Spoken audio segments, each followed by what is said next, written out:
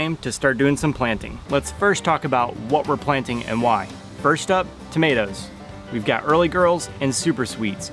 These tomatoes are gonna be ready in about 50, 60 days after planting. And the reason we're doing plants versus starting from seed, it's just way too late in the year to try and throw seeds into the ground and grow them from that. So we've gone down to our local nursery and picked up these plants. We'll just transplant them into our raised garden bed. The next thing we're gonna be planting are peppers. We have serrano peppers, poblano, jalapeno, and lunchbox orange peppers. We also have two different kinds of basil. We have sweet basil and lime basil. The reason we're doing peppers and basil, if you'll remember, the two people that helped me build the box, they wanted peppers and basil in the garden, so that's what we're doing. Plus, basil just smells really, really good. So now let's talk about how we're gonna design or plant our plants in the garden box. What I'm gonna do is I'm gonna take them out of their little trays here and just kind of mock them up in the garden box, and then we'll start the actual planting. And after I get it mocked up, we'll talk about why we're doing it that way.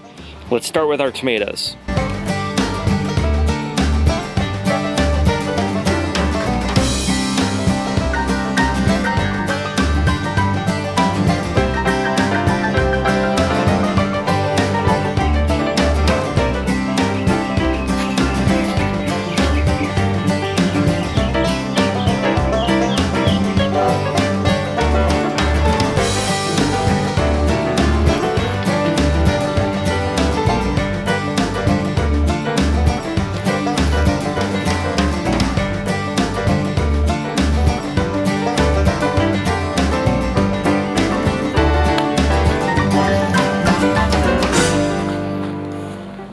So this is the general idea. Our tomato plants are gonna get the most room. They need about 24 inches apart to really thrive and establish themselves and succeed. Our pepper plants only need about a foot apart for them to really thrive. So we're gonna do a cluster of 4 here and then a cluster of 4 in the back.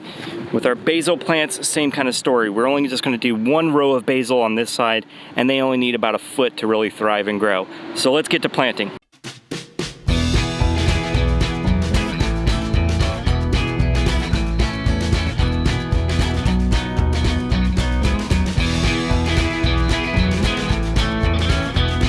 After we pull it out of its little container, we want to gently pull apart the bottom so that we can get the roots to establish themselves in our existing soil. We'll dig down a little V into our soil, then we'll put our plant in and simply just put our soil back into place.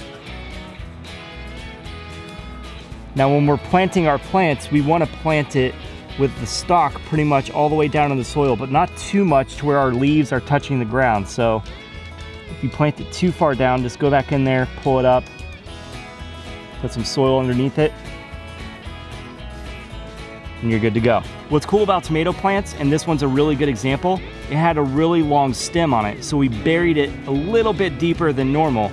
The reason we did that is you can have roots sprout off from the stem. So we put it down in there a little bit deeper so that those roots can really establish themselves and create a strong, healthy plant.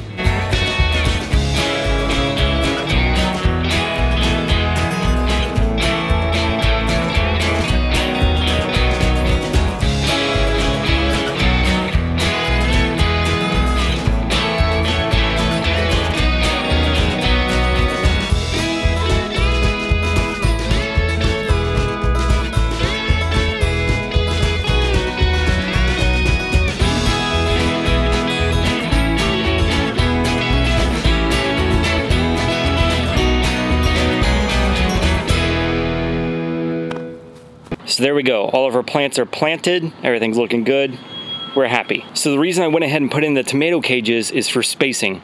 I went ahead and put the tomato plants in, and then I put the cages on top of them, and I noticed that these were a little bit too close to this one, so it took me less than a minute to pull them out, move them down a little bit, put them back in there, and put the cages over them. So this will give me an idea of how the garden's gonna take shape, how they're gonna grow up, how much room I've got for everything, and it just lets me keep an eye on it and just have better control. It's also gonna promote healthy growth by giving the young stems something to hang on to or latch onto so they can grow upwards.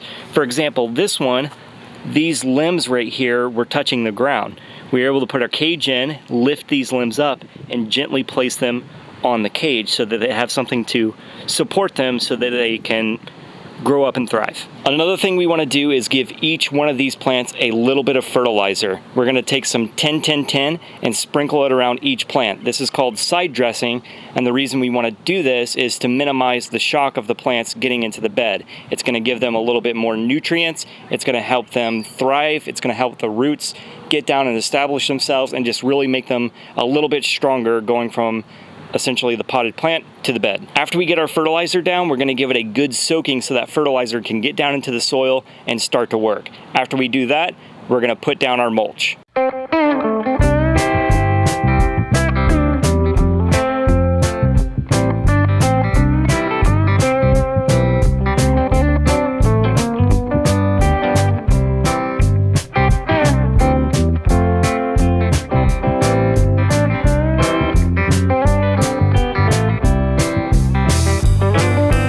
The reason we use that wand is we want to water in the fertilizer really well. We also want to give the roots a nice good drink. We're doing this late in the afternoon. Not exactly the best time, but it's what we got to work with.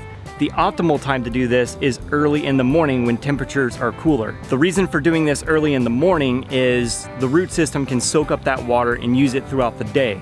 If we do it in late evening as it goes on into nighttime, that water can just pool up, the plants aren't actively absorbing it, and that can cause a problem because it'll let disease set in from the water not getting soaked up. The next thing we're gonna do is put down some mulch.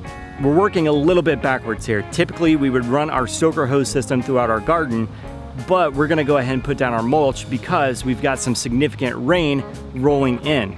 We don't want all of our new soil to wash out from that rain, so we're gonna go ahead and put a protective barrier down with our mulch. But before we even do that, we're gonna go ahead and wet our garden bed one more time. We already soaked the roots really well. Now we're going to soak the entire raised garden bed so that we can retain some moisture down in there to help the plants thrive. After we've done that, it's on to the mulch.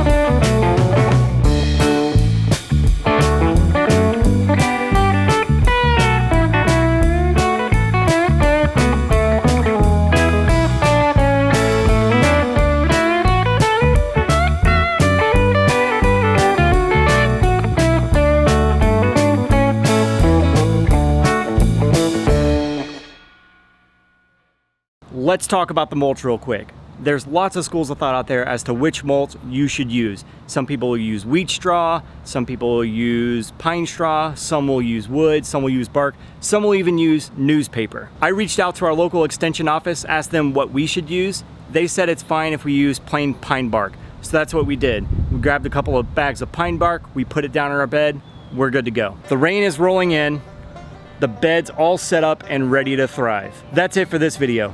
Next video, we're gonna talk all about irrigation, the types of systems you can set up, and how to actually water your raised garden beds. If you have any other further questions, leave them in the comments section below, shoot our customer service staff an email, or pick up the phone and give them a call. Make sure to follow along by clicking this button to subscribe to our channel and click this playlist to see the other episodes in the Do My Own Gardening series. And as always, thanks for watching.